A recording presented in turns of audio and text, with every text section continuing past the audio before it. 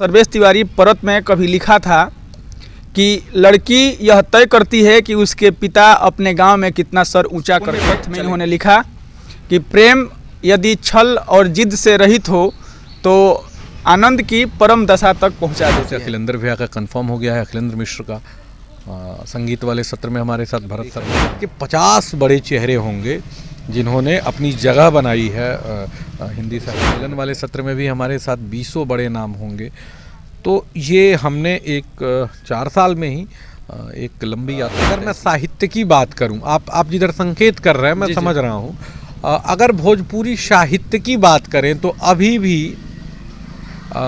भोजपुरी साहित्य से अधिक श्लील और किसी भाषा का साहित्य नहीं है। अश्लीलता संगीत में है, नमस्कार, प्रणाम, मैं मनमीत हूं और आप मुझे जनता न्यूज़ नेटवर्क के सहारे देख और सुन पा रहे हैं। कैमरे स्क्रीन पर दिख रहे शख्स का नाम सर्वेश तिवारी सिरमुख है और आप कह सकते हैं कि जिले सहित पूरे राज्य स्तर पर और देश स्तर पर एक बहुत बड़े लेखक के तौर पर इन्हें जाना और पहचाना जाता है। इनके पहचान में मैं एक बात आपसे और कहूँ तो सर्वेश तिवारी परत में कभी लिखा था कि लड़की यह तय करती है कि उसके पिता अपने गाँव में कितना सर ऊँचा करके चलेंगे। और इन्होंने अपनी जब दूसरा उपन्यास लिखा तो उस पुण्य पथ में इन्होंने लिखा कि प्रेम यदि छल और जिद से रहित हो तो आनंद की परम दशा तक पहुंचा देती है।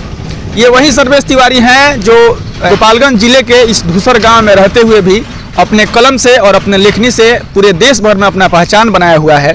और एक खबर इनके बारे में ये भी है कि ये प्रत्येक वर्ष के भांति इस वर्ष भी सदानीरा महोत्सव करने जा रहे हैं, जिसमें आकर्षण के बहुत से केंद्र बनने जा रहे हैं, बहुत से लोग बनने जा रहे हैं और कई साहित्यिक लोग कई राज्यों से जुड़ने जा रहे हैं।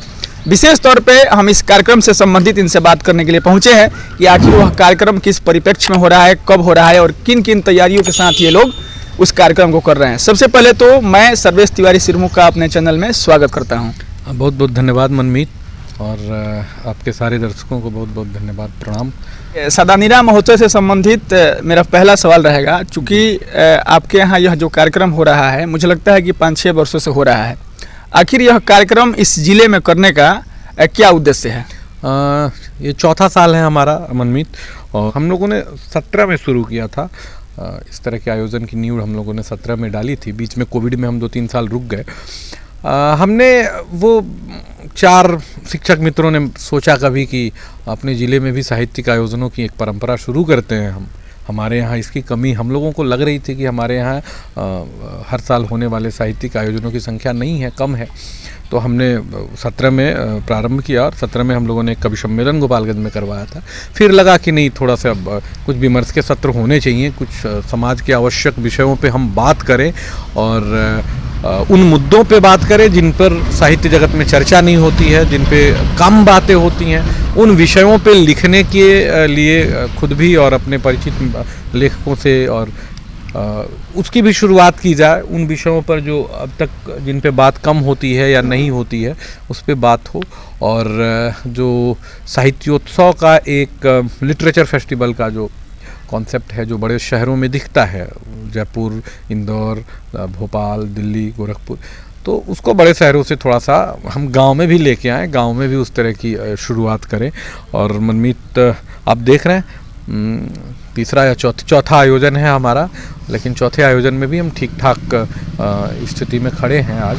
और कुछ बड़े लोग इस सुदूर देहात में, सिनेमा से अखिलेंद्र भैया का कंफर्म हो गया है, अखिलेंद्र मिश्र का संगीत वाले सत्र में हमारे साथ भरत शर्मा होंगे, साहित्य वाले सत्र में हमारे साथ सत्या व्यास होंगे, हमारे साथ नवीन चौधरी होंगे, हमारे साथ कमलेश कमल होंगे, हमारे साथ पवन विजय होंगे, हमारे साथ आशीष त्रिपाठी, कृपा शंकर मिश्र, लोकेश कौशिक, रिवेश प्रताप सिंह होंगे, हमारे पास असित होंगे, हमारे साथ मतलब लेखन जगत के 50 बड़े चेहरे होंगे जिन्होंने अपनी जगह बनाई है हिंदी साहित्य जगत में। और कवि सम्मेलन वाले सत्र में भी हमारे साथ 20 बड़े नाम होंगे।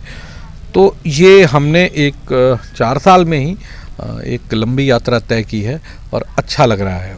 मैं कार्यक्रम के रूपरेखा पे आने ही वाला था, उससे पहले मैं यह जरूर जानना चाहूँगा कि सदानीरा क्या विशेष मतलब अर्थ है कि इस कार्यक्रम का नाम आप सदानीरा महोत्सव के रूप में करते हैं? मैं आपको बताऊँ, हमारी जो हमारे बगल से जो माँ निकलती हैं, बहती हैं, गंडक, जिन्हें गंडक के नाम से आप जानते हैं, उनका प्राचीन नाम सदानीरा है। और हमारी इस गोपालगंज की जो देहाती अपनी संस्कृति है, उसको बनाने में, उसको गढ़ने में माँ सदानीरा का बड़ा योगदान रहा है। तो और जब सदानीरा की बात करते हैं तो वो एक तरह का इमोशन है, अपने ज़िले के लिए ही नहीं, उस पार के लोगों, चंपारण वालों के लिए भी और छपरा सीवान वालों के लिए भी। तो एक अलग तरह का इमोशन है जो हम लोगों को जोड़ के रखता है। आप देखते होंगे उधर उस पार से, चंपारण से भी सैकड़ों लोग आते रहे हैं हर बार, और वो भी मतलब गेस्ट की तरह नहीं आते हैं, आयोजक बन के आते हैं। वो इस कार्यक्रम को मतलब जिसको कहते हैं अपने कंधे पे उठाना, उस तरह से अपने कंधे पे उठाते हैं।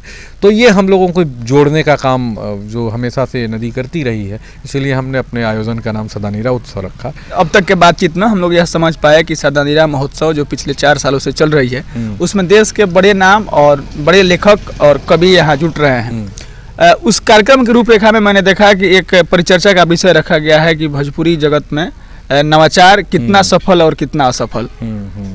इस परिचर्चा के बारे में, चूंकि आज के भोजपुरी की प्रदेश में अगर बात करें तो भोजपुरी को वही समझ लिया गया है जो लोग हमें समझाना चाहते हैं। तो आपके मतलब, चूंकि आप लोग साहित्य जगत से जुड़े लोग हैं, और जहाँ मतलब किसी के शादी विवाह में या फिर किसी फंक्शन में कोई और कार्यक्रम होते हैं, वहाँ सर्वेश तिवारी एंड उनकी पूरी टीम मिलकर के साहित्योत्सव का एक आयोजन करने जा रही है। तो उनके परिचर्चा में भोजपुरी में नवाचार कितना सफल और कितना असफल, इसका क्या अर्थ है? देखिए, भोजपुरी अगर मैं साहित्य की बात करूं, आप जिधर संकेत कर रहे हैं मैं समझ रहा हूं। अगर भोजपुरी साहित्य की बात करें तो अभी भी भोजपुरी साहित्य से अधिक श्लील और किसी भाषा का साहित्य नहीं है। अश्लीलता संगीत में है, साहित्य में नहीं है। भोजपुरी साहित्य जितना पवित्र और किसी भाषा में नहीं लिखा जा रहा है, वो कविता हो, गद्य हो। मैं बहुत लोगों का नाम लेने नहीं जा रहा हूँ, पर आप पढ़ेंगे अभी भी जो लिखा जा रहा है या पहले भी जो लिखा गया है भोजपुरी में, उतना मतलब सभ्य, उतना पवित्र, उतना श्लील और किसी भाषा में नहीं लिखा जाता। तो हम साहित्य में नया होता रहेगा, पर वहाँ कुछ सुधार की आवश्यकता नहीं है। बाकी संगीत की तरफ जो आपका ये था, तो हम बता रहे हैं दुनिया को कि जो आप देख रहे हैं वो नहीं है हम। भोजपुरी का एक रूप ये भी है। गोपालगंज में भोजपुरी का मतलब अंजन जी होता है, गोपालगंज में भोजपुरी का मतलब प्रदीप जी होता है, गोपालगंज में भोजपुरी का मतलब योगेंद्र प्रसाद योगी होता है, गोपालगंज में भोजपुरी का मतलब और बहुत सारे नाम हैं जिन्होंने कमाल लिखा है। और हम देश को बताएंगे कि ये भी भोजपुरी है। हम देश को बताएंगे कि भोजपुरी में अच्छे गीत भी गाए। हमारे यहाँ रात को मैंने बताया कि भरत शर्मा आ रहे हैं, और यहाँ विजय बहादुर चौबे होंगे, और उदय नारायण सिंह होंगे, संगीत सुभाष जी होंगे। ये लोग भी गायक हैं, इन्हें भी समाज ने प्यार दिया है बहुत। ये लोग भी 30-40 सालों से लगातार गाते रहे हैं और दर्शकों का प्यार पाते रहे हैं। हम ये बता रहे हैं कि ये भी भोजपुरी है। जो भरत शर्मा गाते हैं वो भी भोजपुरी है। आप गंदो, और मैं उनका नाम भी नहीं लेता, मैं उन गीतों की बात भी नहीं करता, वो कुछ और उनका दर्शक वर्ग है। पर कि भोजपुरी की छवि केवल उन गीतों के आधार पर आप न बनाएं। वो व्यावसायिक लोग हैं, वो अपने धंधे के लिए कुछ भी कर सकते हैं।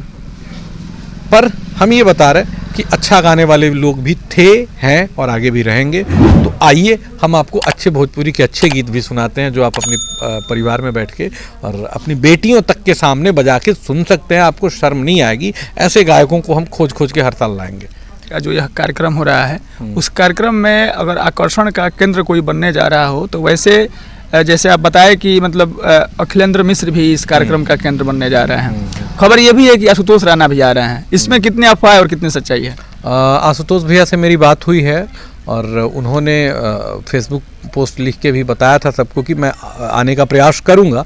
अब चूंकि आशुतोष भैया ज़्यादा बिजी आदमी हैं, और हम लोग जान ही रहे हैं कि व्यस्तता उनकी अधिक है, और चूँकि सुदूर देहात में आना है तो परेशानियां भी बढ़ती हैं। अगर किसी बड़े कलाकार को पटना में उतरना हो तो वो मुंबई से फ़्लाइट लेगा, पटना उतर जाएगा और 12-13 घंटा में वापस चला जाएगा। यहाँ सुदूर देहात में आने के लिए दिक्कतें हैं। फिर भी मैं उम्मीद करता हूँ कि वो आएंगे। उन्होंने जब भी मेरी बात हुई है उनसे, तो उन्होंने हर बार कहा है कि सर्वेश मैं पहुँच रहा हूँ। आज फिर अभी आपके आने के 15 मिनट पहले बात हुई मेरी उनसे और उन्होंने कहा कि मैं टिकट देख रहा हूँ, आप ये मान के चलो कि मैं आ रहा हूँ। तो उम्मीद करिए कि आशुतोष भैया भी हमारा हिस्सा होंगे। आशुतोष भैया पहले भी हमारा हिस्सा रहे हैं, यहाँ नहीं आते हुए भी मुंबई से भी हमारे साथ रहे हैं, हमेशा आगे भी हमारे साथ रहेंगे। इस बार संभावना है कि वो यहाँ उपस्थित भी हों, तो मान के चलिए। बाकी यदि संयोग नहीं बनता है तो अगली बार, पर मैं अभी भी विश्वास में हूँ कि आशुतोष भैया आ रहे हैं। चलिए, अंत में 12 तारीख को होने वाले सादानीरा महोत्सव में जिला वासियों से क्या कहेंगे?